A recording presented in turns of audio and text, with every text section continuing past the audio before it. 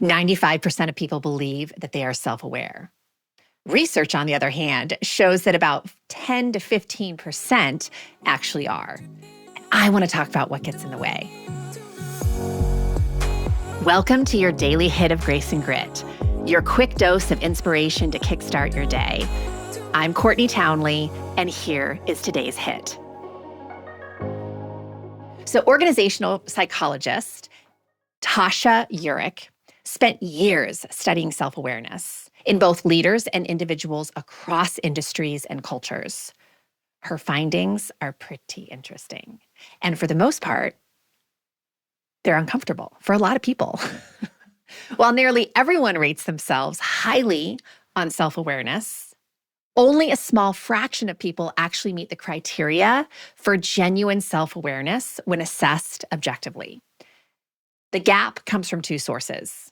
One, most people confuse the act of introspection with the achievement of insight.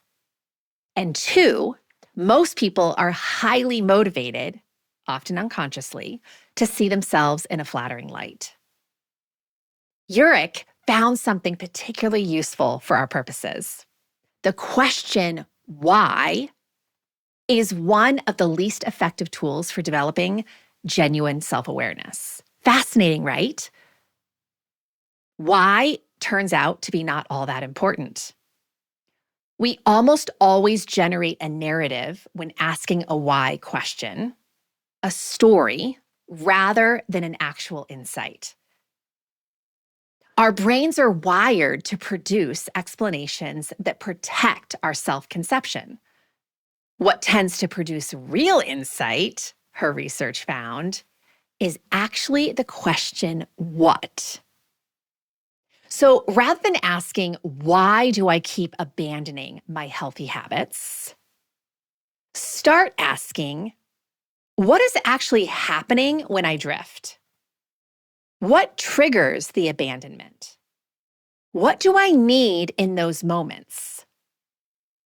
The what question bypasses the story-generating machinery that gets in the way of behavioral reality.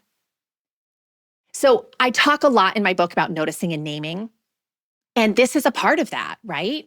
When you are pausing in your day to simply observe what is actually happening in your body, your emotions, your thoughts, and your behaviors, apply the what question. It's not asking you to explain yourself or understand yourself. It's asking you to see yourself. And these are very different skills that also have very different outcomes. I'm always saying you cannot be curious and judgmental at the same time. That's great news. You cannot do both at the same time. And curiosity, it turns out, is the gateway to the kind of self-awareness that actually changes things. I'm not saying that I don't think it can be useful to spend a little time in the why, but I have found that people will set up residence in the why, right? Like we can go back to our childhood and we can spend the rest of our life conjuring up storylines about why we turned out a certain way. But the what brings us more to the present and what we're actually going to do about the behaviors that aren't serving us. And I think that is of so much more value to us. So see what opens up for you. Start asking what a little more often than why, and see what gets revealed. If this stirred something inside of you, imagine what a whole book of clarity and courage could ignite. The Consistency Code, a midlife woman's guide to deep health and happiness, goes even deeper into the mindset and practices that create real, meaningful change at midlife. Grab your copy today over at theconsistencycode.com and keep the momentum alive.